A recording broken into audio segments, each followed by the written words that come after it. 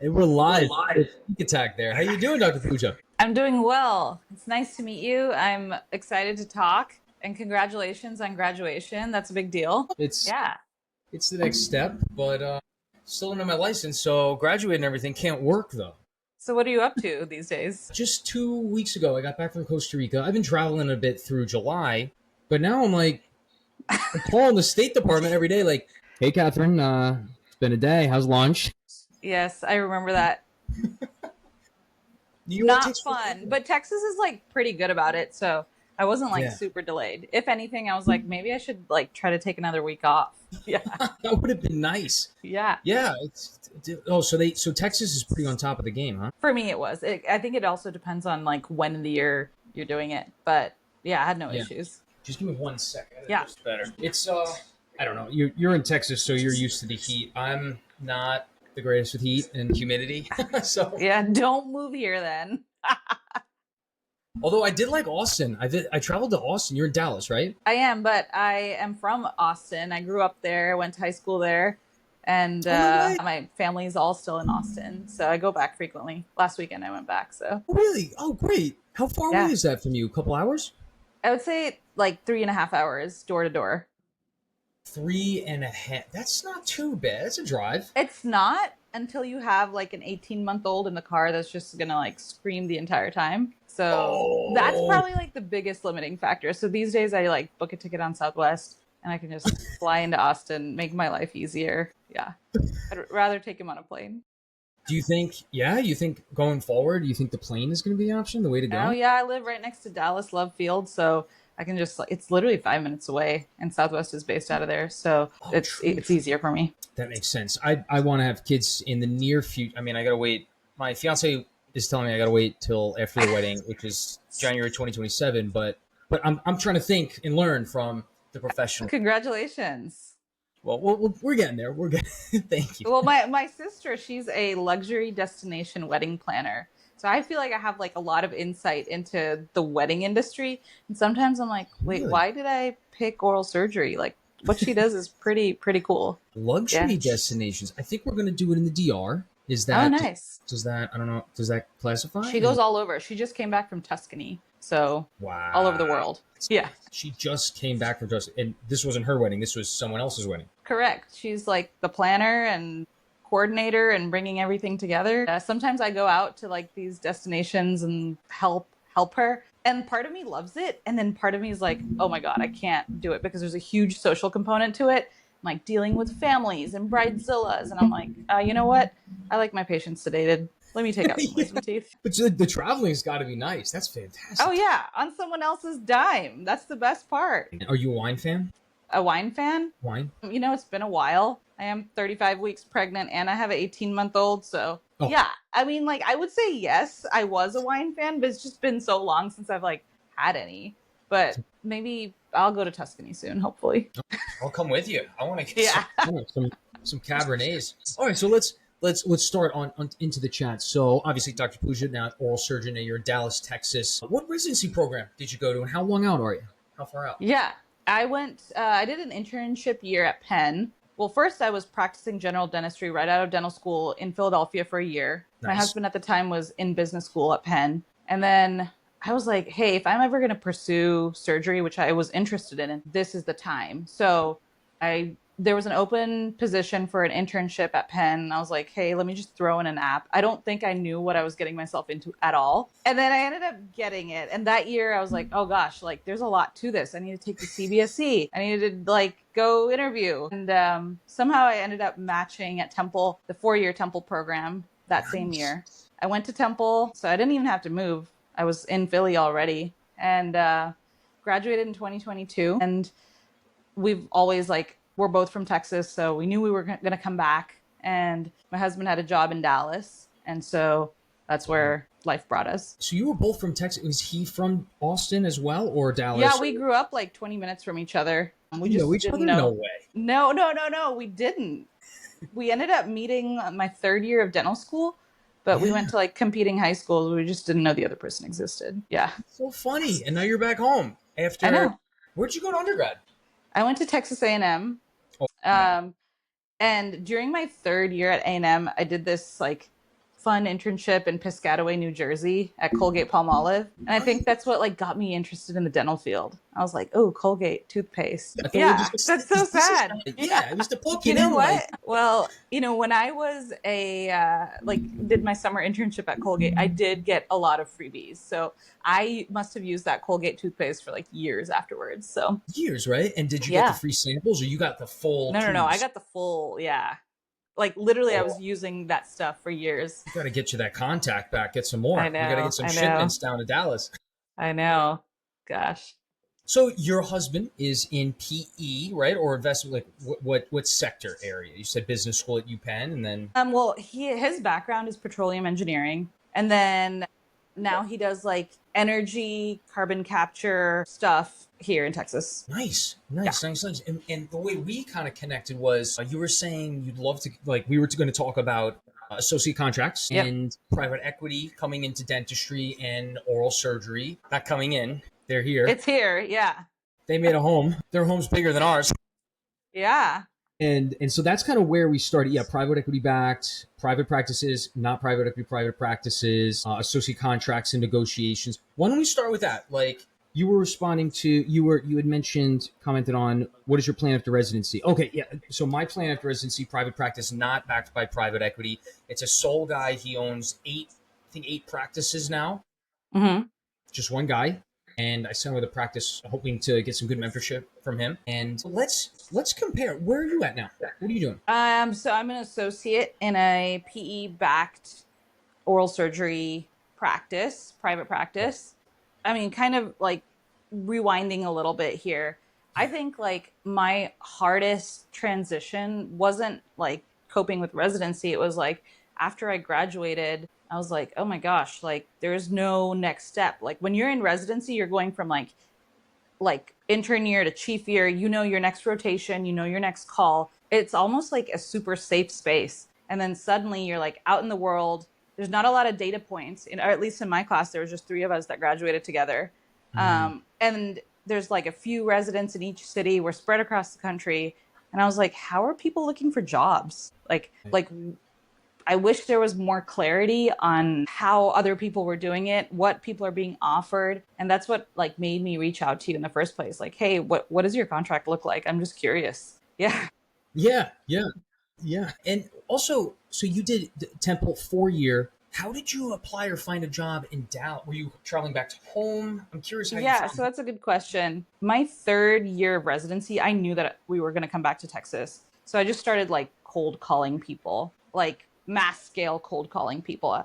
I must have had like 20 interviews before like even the end of residency because I knew that I was going to come back here. I wanted to find something that was a good fit. And like there's huge benefits to putting your name out there even though it's kind of scary, but some of the things that I learned from like cold calling people is that generally oral surgeons are really nice and willing to have a conversation with you. And then the other thing I took from that was like there's a lot of people in constant motion. Like people are always searching for replacements. People are always looking for associates.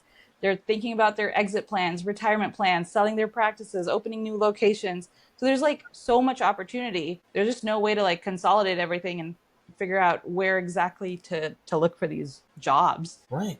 Yeah. It's kind of sad that there's always something going on. It's very dynamic. It's not like It's very finding dynamic. a It's very home. rare that I spoke to someone who was like, no, I don't really even want to have this conversation with you. Yeah. And Right. And then sorry to interrupt, no, please keep going. Yeah. but both of the jobs that I have now had since graduation have been from these like organic connections. So one, like I was cold calling people and I was like, hey, let me talk to the female surgeons in my age range in Texas and who may have had like the same challenges as that I have had, or like what strategies did they use to find a job that they wanted. And one of them was like, hey, I'm actually moving to a different state and this job is going to be like opening up. And I took her position and it was a great gig. So, and the But you current didn't job stay I'm there. at, huh? But you didn't stay there. I didn't because it was in San Antonio and we did IVF, got pregnant, and I have been long distance with my husband for 8 years. And so we were like, okay, well, we're having a kid. I have to move to Dallas. And so that's when I started looking for opportunities here. But the current position I'm at is also like a friend from Philadelphia who connected me with the company. And so both of these positions have been organic. Yeah. I just wanted to say that is such good advice to through the organization, through the network, organic network, non-organic network. If you're interested in like, for example, I want to give a shout out to a friend of mine, actually, Melissa. She's one of the Aspen Dental recruiters. That's such a great idea to ask her or someone like that, a recruiter, to get you connected with people in the area, especially like if you're a female oral surgeon looking to speak with other female oral surgeons. The lifestyle of this is not sexist. This is like the lifestyle of a female oral surgeon is going to be different from a male oral surgeon, right? And it's Yeah. like, how do you make sure that your job is going to cater to whatever the needs are? And it could be different. Like some male oral surgeons are going to be having a similar lifestyle as female oral surgeons, sure, but it's good to get in the network and talk to people that are going to be coming from similar perspectives as yourself. I Correct. just think that's such great advice, so I wanted to point that out really quickly. Yeah. Yeah. I mean, some of like my boundaries at this phase of life, I would say, are like, I want to work 3 days a week. And then the other 2 days, Me I go to too. like library story time with my baby. Like, and I love it because the 3 days that I am working, I'm like super present. I'm locked in, trying to pack those days with cases. They're long days. And Yeah. then the days that I'm off, I'll do like, I'll go to the OR if I need to, and then do all my marketing, all my calls. And Mm. like,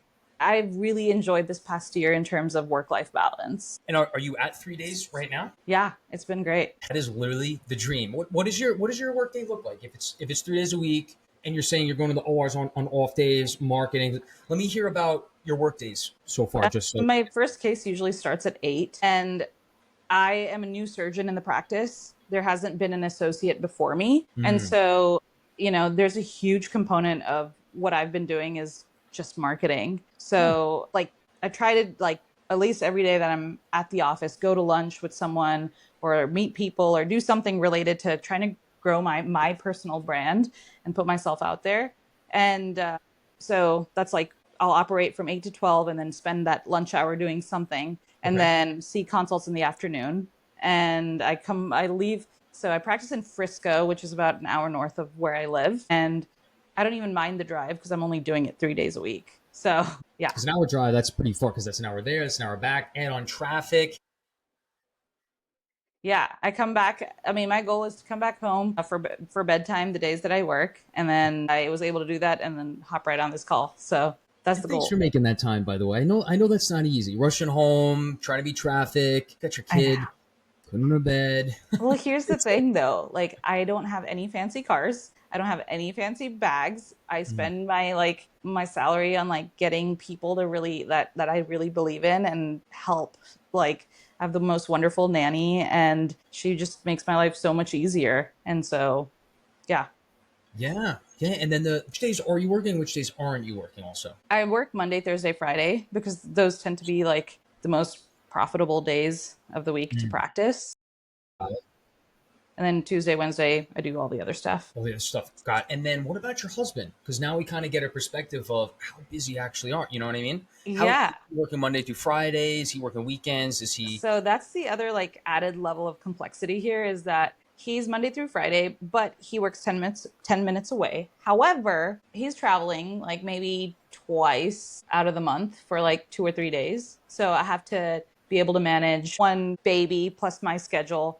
But now soon, like in like a month, two babies and my schedule. So, it's just about like I'm trying to build and solve for the things that I want in life.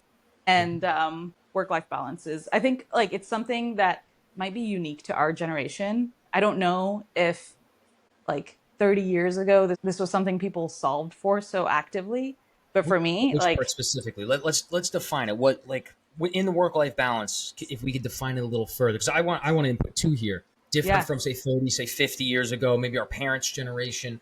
The difference between now and today, right? As far as work life balance, or just like quality of life, quality of living. I think work-life balance and like seeking what makes you happy, or like Mm. mental health, solving for like improving your mental health.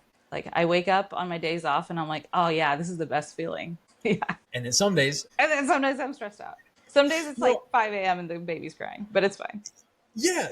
And the reason why I brought that up, just to kind of like define it a little more, is and this isn't really oral surgery based, but I feel like we're starting from, if we were to compare it from 30, 50 years ago, our parents' generation, if we were to relate like today to then. It's like they bought, that joke where it's like they bought their house for 19 blueberries, and Yeah. it's like they had to put some serious money down. But it was like one parent 50 years ago, one parent's job supplied for the whole household, three kids, everyone Yeah. goes to school, and now today it's like both parents have to work. You could still barely afford a house. I mean, I'm buying the house from my dad so he could keep it in the family, and then he could like gift the down payment because that's Yeah. what people do nowadays. That's like the only way to do it. So I was like, I'm gonna do that too because we don't have any other option to save money. That's like it. Yeah.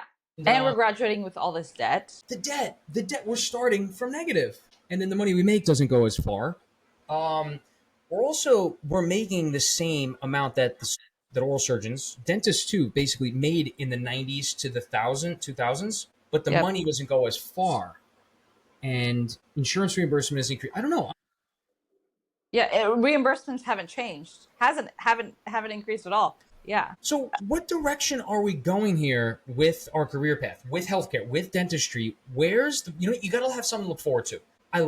We love treating patients, Yeah. surgery, everything. What's the direction of hope? I know that's a loaded question, but for me, I love doing what I do. I'm super passionate about it, but it is just a way for me to feed my family. And so, I want a very normal life, like nothing crazy. I want to go on just like a vacation or two a year, Mm, but I also have really low costs living in Dallas. So, we're all solving for different things. Success is defined on like a yeah, spectrum. And for me, like, it's not that I don't want to work as hard as my parents worked 30 years ago when they like immigrated to America and all of that. It's different. It's like, I want to be really intentional about the time that I spend with my kid and make sure that I don't look yes, back and like regret these, like, oh, I should have worked less. absolutely. And you know what? Yeah. You did it. I mean, you're an oral surgeon. Like, there's no harder work than that. If I'm mistaken, someone could correct me in the comments on the podcast. But yeah. So hey, let's back to associate contracts. What Yeah. you say, and I'm done now. I signed it a year ago. What were three biggest things you were looking for in an associate contract? You were all the way over in Philly and you were looking at jobs back in Dallas. But just associate contracts, what were some of the things, some key things that you were looking at when you signed with a practice? Yeah, I think like obviously comp structure is really important. That's like at the end of the day, that kind of defines like whether you're happy at your job or not, is whether you're feeling fulfilled. So Right. comp structure, lifestyle, and fit. So, like, in terms of lifestyle, like, are you working the days that you want to work? Are you whatever? Sorry, one second. But do you want to take call? Where do you want to live? Location is a big deal. And then, Mm, like, fit. There's a clinical and non-clinical component to this. Like, first, are you doing the cases that you want to do? Does that match with yeah. what the practice that you're looking at wants you to do? Like, how do they want you to grow the business? What component of your work will be marketing versus, how many referrals do they have coming in? How busy is the Mm, practice? Is the practice growing or is the practice shrinking at the time that you're joining? So I would say those right. three things are like the things I always look at when I'm looking at a contract. Did you look at mentorship at all in the practice? Initially when I first graduated, that was like at the top of my list because in residency, you have so much mentorship, you have people around you. And Right. now I feel like it's kind of fallen down on my list because I have more experience, I'm more confident in practice, and Mm, I have been in a solo practice where I'm the only doctor, I'm the one responsible.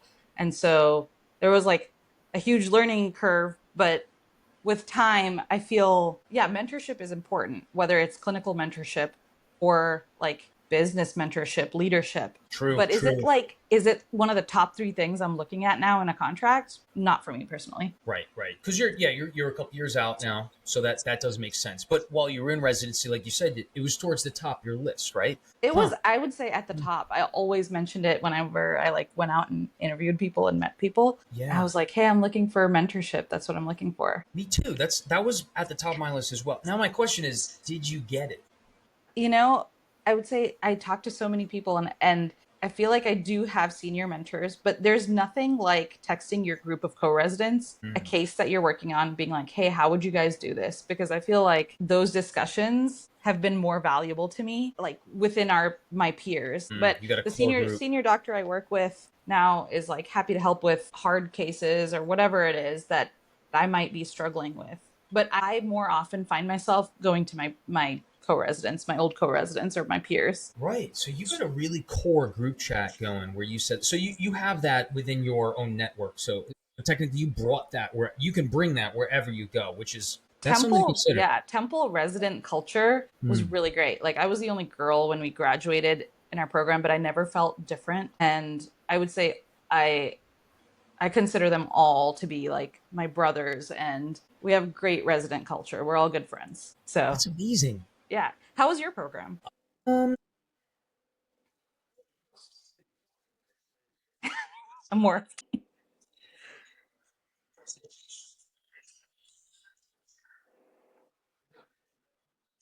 come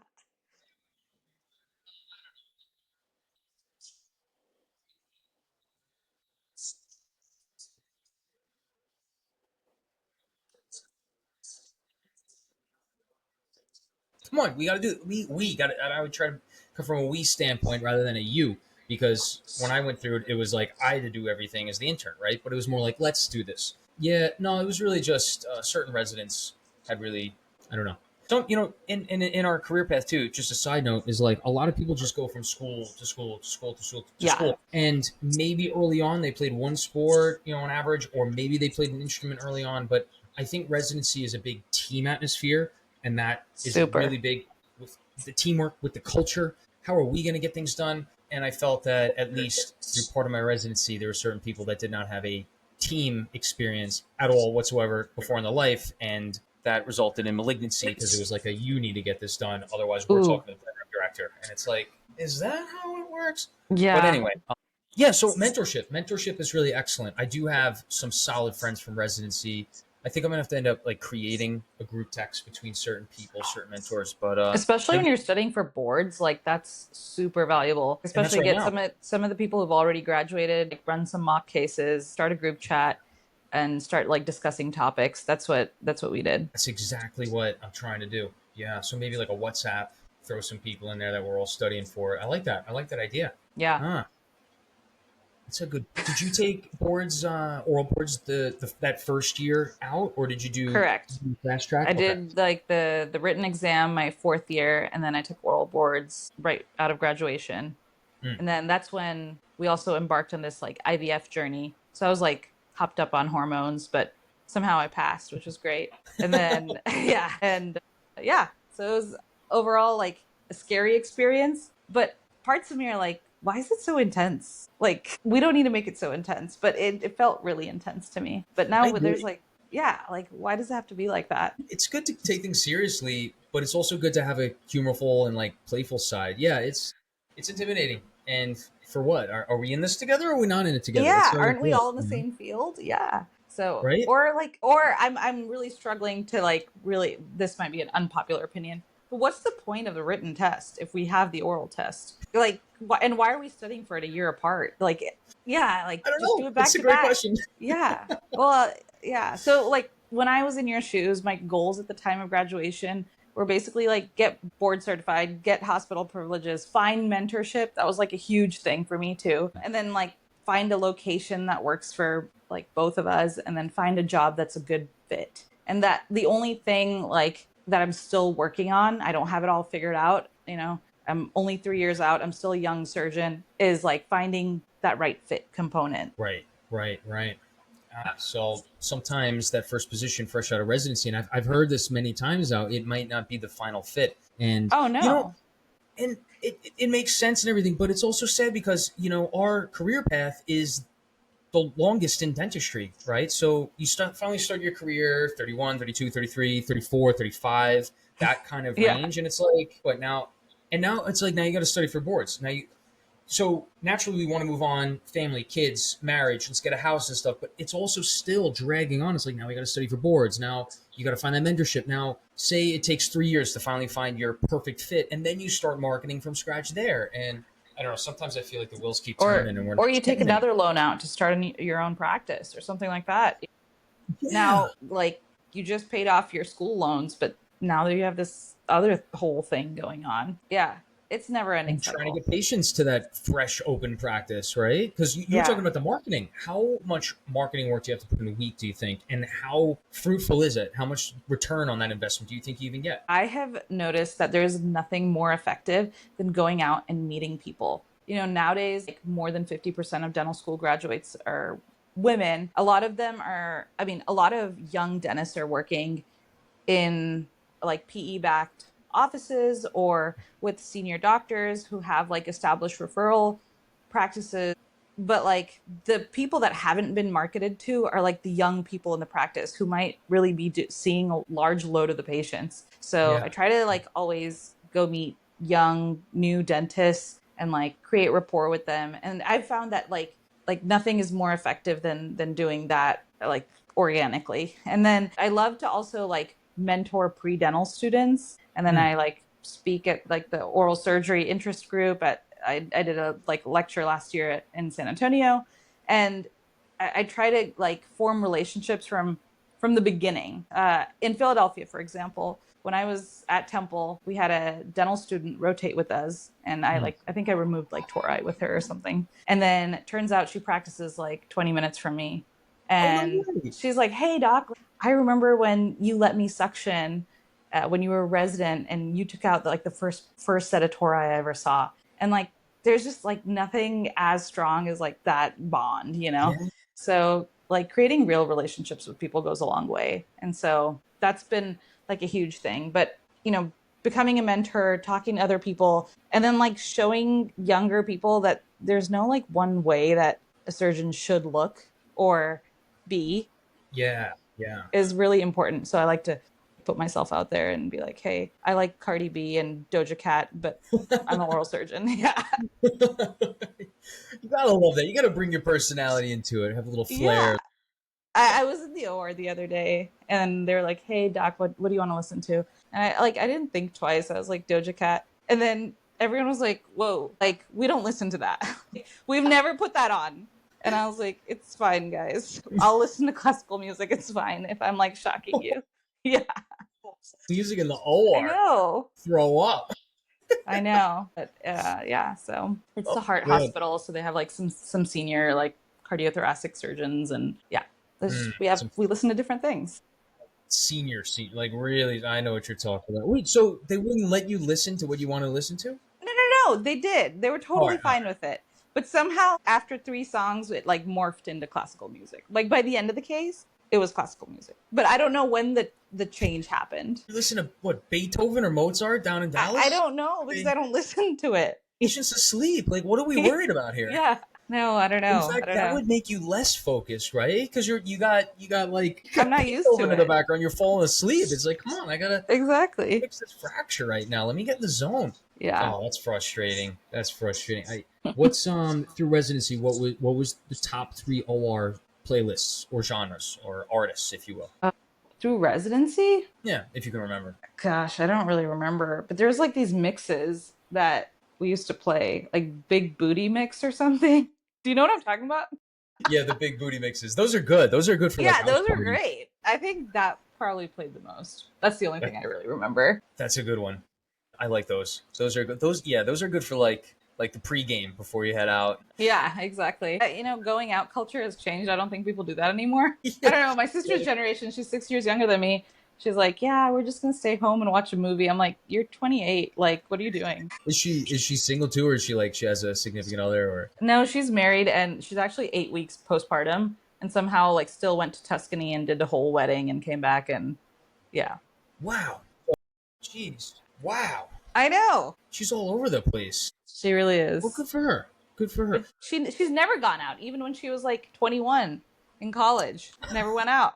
Going So out that's culture like a is her thing. changing. Yeah. It is changing though. That's for sure. It definitely is changing. Yeah, like Austin is not the place it was when I grew up. It's not. Although Austin is, people are going out on Dirty Sixth in Austin I know, but it's still, I would say, like a lot tamer than it used to be. for sure. Oh Yeah. wait, what? Wait, I Yeah, was for there sure. years ago. This was like a year and a half. I was ago. I was there. What? What was one of the wildest things that you ever saw there? Did you go out there when you were younger? Oh, all the time we would drive down from College Station. I'm from Austin, so my Yeah. parents lived there. So all my friends would just like stay at my house and then we'd go out. Maybe my dad would like come pick us up at 2 in the morning, whatever it was. But it used to just be like wild, fun days and nights. And I just like never see like Gen Z doing the same things. They're a lot more responsible and like kind to each other. And Yeah. Yeah. I yeah, feel like they're only doing things if they're recording it for try and get views on TikTok or something, yeah. right? I mean, maybe that's what it was. We just like we had no accountability because like there was no social media following us around. Yeah. Yeah. It Yeah, wasn't like a thing. It's just like, I'm going to throw this egg at that window and yeah, hope it doesn't break. yeah. Exactly. I'm gonna write my phone number on my arm and hope that someone like finds me and returns Someone me calls if. me. Yeah, exactly. Yeah. Where did you grow So, up? right here, Island in Smithtown. Okay. It's suburban. It's about an hour to an hour and a half outside of New York City. Yeah, yeah. And then I went to school around the city area for college in Brooklyn, and then Hoboken, which is right across the Hudson River, and then dental school back out here on Long Island, and then went back into the city for residency. So just the New You've York been area. in and around there. Yeah, I probably should have branched out at some point with just to see Leaving. some other place. But I traveled, I don't know, maybe a little bit, not much. But I But like I guess you're used to spending like $7 on a gallon of milk, so it's like why leave now? Yeah. I'm used to drowning, so it's like, oh, we could drown a little longer. Yeah, exactly. It So, is. I have family in Orlando, Florida, and I must say, like, cost of living and having no state taxes, that's definitely a huge. Everything's so much bigger down there in Florida. I feel like the houses are twice the size. yeah, But same here. yeah, yeah. Well, we'll see. We'll see where the future holds. I'm not so sure just yet. But yeah. Well, What? I mean, I'm gonna go ahead and plug Dallas at this moment. The Wall Street Journal had this like article that they put out last month.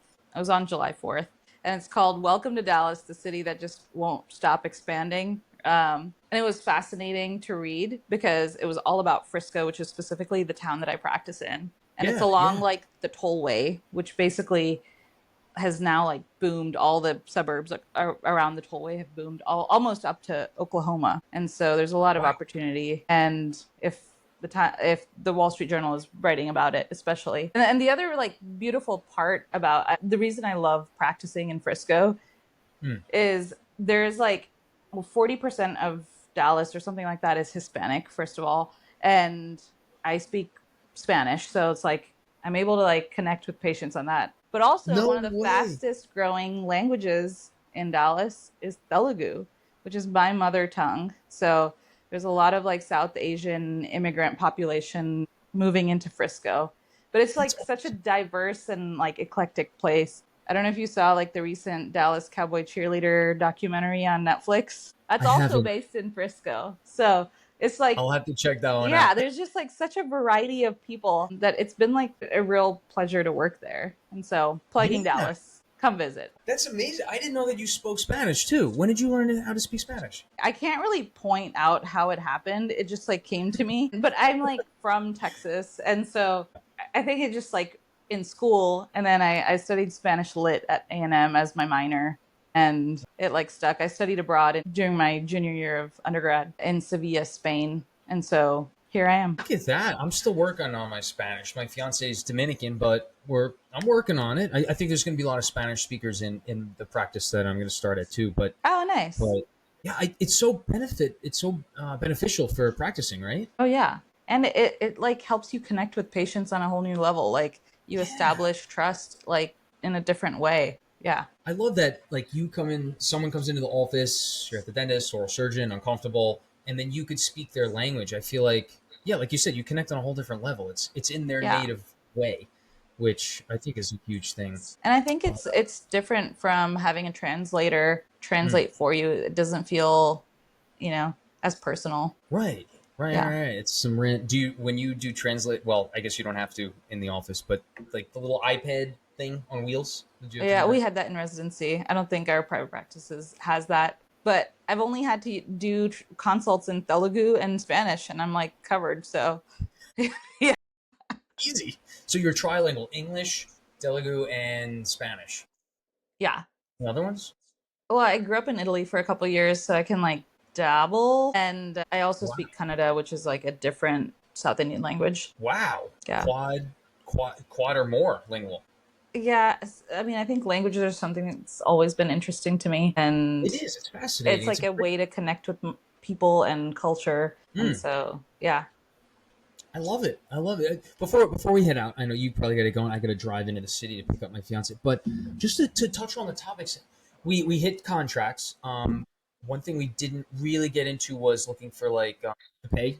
Percentage. Yeah. You look more at base salary or percentage of collections, production, Yeah. etc.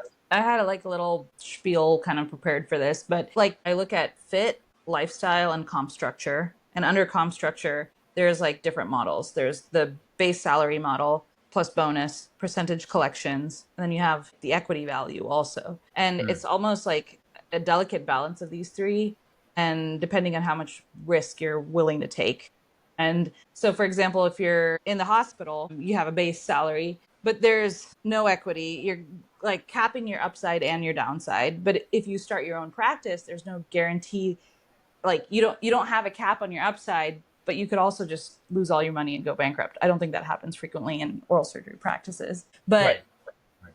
my advice here would be look at the practice that you're trying to work with and see where in like the growth curve they are. Do they need you to bring in more referrals? If that's the case, you want to protect yourself with a base salary. Do Mm, they have enough referrals for you to hit the ground running? And if that's the case, that's fine to take a job just based on a certain percentage of collections, but really like try to understand the financials behind the practice. And I think it's a reasonable thing to ask for that information. It's yeah. not just about the contract, it's about the company behind it as well. And so, and Right. the other component, I think the hardest like one to kind of bracket is equity, but it really gives you skin in the game if you have like some equity right up front, because then you're motivated to market, you're motivated to build this practice. And then, but it's also important that you're compensated for that. Yeah. Yeah. Yeah. And on that point, the equity could be one of a couple things. If you're in a private equity backed practice, you could be getting equity in the multi practice model, in the model of the big organization. Otherwise, smaller private practice model or any private, but owner based, no private equity backed, equity generally could potentially lead in the direction of partnership offer. So that's some of the options too that we Correct. But just because someone says that something is valuable doesn't mean that it is. So, true. like, we as oral surgeons don't have like any business background. And so, it's important that you like talk to someone who really does know how to look at companies and like look at private equity companies and see like, is there actually value in the parent company? Like, if they're like, oh, we're going to give you shares, like, is there actual value in that? And Right. yeah, it's different than having like 20% of the actual practice that you're going to every day. Right. Or they could be giving you 0.02% of it. And they're like, oh, we're going to set you up with equity. We're going to give you equity in the organization. It's like, and then another thing that listeners have to understand is you're getting a slice of the pizza pie, but your slice might be a little tiny wedge. And then when they sell a bunch of practices, you get more. When they buy a couple more, you're getting less equity because you have to share it with everyone else in the organization. So that's just a side note. But really quickly, did you talk to your husband when you were looking at the private equity stuff? Did you? What did? 100%. He's like my mentor. Like, honestly, going back to the mentorship thing, that's my mentor. Like, no one will look out for me more than that. But I love that, by the he's way. always had like really great advice when it comes to stuff. He's like, what really matters is not like who you work for, whether you're in a private practice or a PE based oral surgery practice. Like, it's about finding what you want. The But fit. yeah, finding the fit, exactly. But you know, I'm trying to make this work for me and I'm actually really happy. And the important part is, do I have connectivity to the leadership? And then am Mm, I being justly compensated for my non-clinical work as well as my clinical work? And do I have a pathway to partnership or getting equity, and is it worth something? So, right. yeah. Right. And then he always says like you need to do the due diligence to see if like see the numbers and see if the company will actually succeed. Like, do they own the right practices? Do they have the right doctors on board? Do their growth plans seem reasonable? Like, are they treating their associates and their senior doctors well? Like, all of these factors are really important. Did you show him something, or so we could kind of like spread this across since you've been at two or more positions at this point, right? Because you also had, you also did the internship year, you did GPR, but Not did you GPR, just internship just year. the internship? Sorry, Yeah. just the internship. But so of the, well, I guess that position isn't backed by private equity, but you've had a couple jobs since residency now.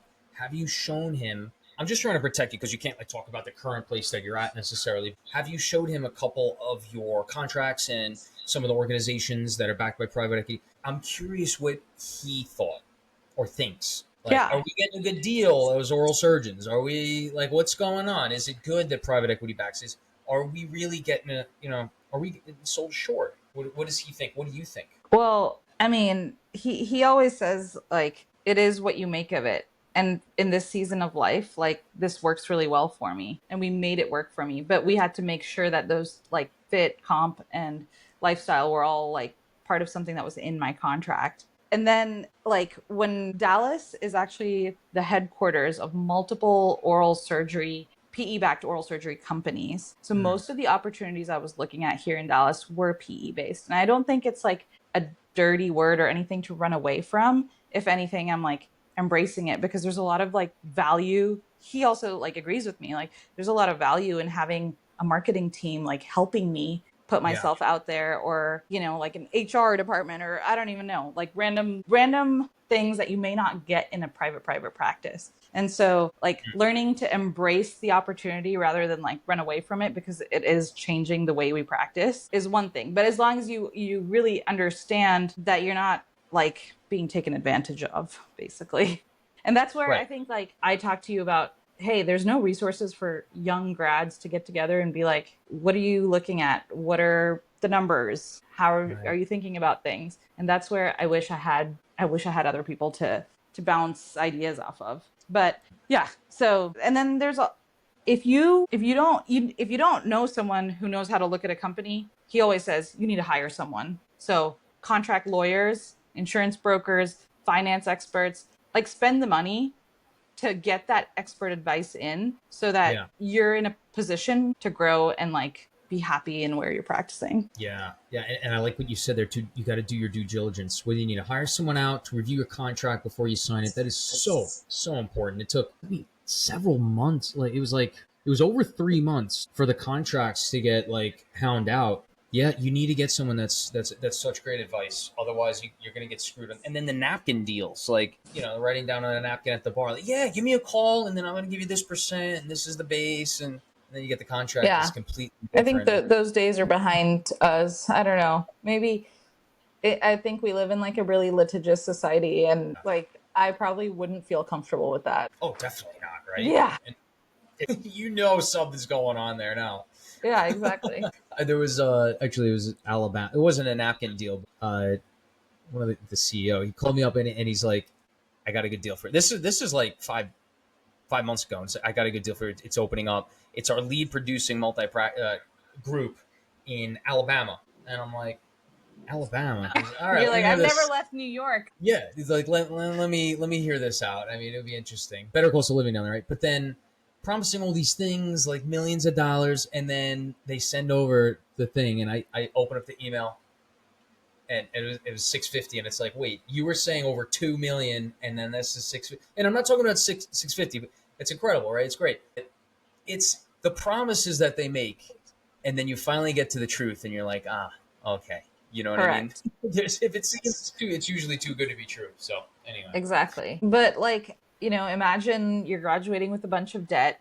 You really need to find a job. There's like huge companies with like recruiters and marketing teams and like lawyers to create these contracts, and then you're like navigating this path by yourself. And so I think like someone with a platform like yours to like bring young surgeons together and mm, make sure that we're all also like creating a safe space to advocate for ourselves and yeah, what we might want is like so important. The only place where I interacted with or met other young surgeons were boards review courses. But by that time, I think like most people have signed jobs or are trying to figure out what they're doing. But I would say over 75% of my new grad friends are no longer at the first job that they started at. So we're all like looking for what works for us. but there's got to be a better way to do it. There does have to be a better way. I don't know if it's ever going to come about.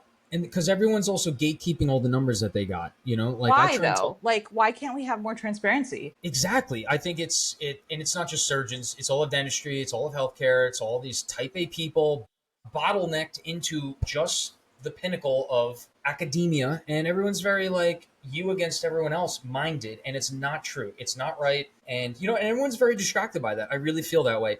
I put out content on TikTok, and I'm constantly getting attacked by anesthesiologists and CRNAs that in dentistry they shouldn't be doing the surgery and the anesthesia people. It's safe. It comes out to one case in a million on average that there's a significant complication. Not even that significant complication, and then it's like we're constantly being attacked. We're constantly attacking. Yeah. It's so distracting when the fact of the matter is insurance hasn't increased reimbursement in years. Yeah. So Why are we worrying about the people next door when, man, it's really frustrating because we can at least like band together as a specialty, or honestly, maybe Amos should make a recent grads like organization or arm, and I don't know. that'd be great. We need to be talking about the numbers, I think. And I think that's important. I think that's such a great idea. We could do like an annual virtual session a year, right around this time, end of the year. Guys, before you sign a contract, this is what we should go through and what we learned having graduated in the last couple of years. That's actually a really good idea. Huh. Yeah. That's something to think about. Like the more transparency we have, like the better we can advocate for ourselves and not feel like PE contracts are taking advantage of us or anything like that. Like it's not something we need to run away from. We can embrace the change and just make sure it works for us. It's about the fit. It's about the fit. Exactly. It matters so much. Hey, I gotta run. I gotta go pick my fiance up, but we should definitely pick this conversation up. And I think this is such a great idea. Like if we gotta go around your time right now, with the baby on the way, and ideally before the newborn comes into the picture here. I think this would be such a great idea, an event where, we could do a Q&A session with graduating residents in the next year or two. And maybe like a spreadsheet that people can remain anonymous, like things in their contract that are important. Like we can talk about it further. I think even past the first like fit lifestyle stuff, there's like the next layer of things. Like what do your non-competes look like? What do your buyouts look like? Other policies like maternity or paternity leave. These are all like things that we should be talking about. Right. Yeah. Super important. We need to touch on this. Let's circle back on this. Maybe tomorrow we start talking about it. But we need to find someone to help us put it together while we're, our hands are juggling so many different things. I feel like maternity leave is a good time to do this kind of stuff. So happy to engage. Let's put it together, and ideally before I don't know. We could also market it at the Amos. I don't know. We'll chat. Sounds good. Hey, thanks so much. It was great talking to you. No, thank you. I know how busy you are. You need to leave New York. You need to come visit Dallas. There's actually no culture here. There's like, I think it was like nominated like one of like the biggest, fastest growing cities with the least amount of culture. There's like literally nothing to see here, but it's really like the food is great. There's awesome like migrant communities and the people are really nice. And it sounds great. I'm such a big advocate for Texas, and I went down to Austin and loved it. Well, there might be some movement in the future. I don't know when. We got to see how this gig goes. But, good luck with everything. Thank you, and you too. If you can if you can wait, like it's like 10 seconds after I hit the end button. It's like 10 seconds for it to kind of like matriculate. Okay. Loading into the database. All right, Dr. Pooja, have fun. Well, thanks for coming on again. And we'll chat. Sounds good. Thanks. Good night.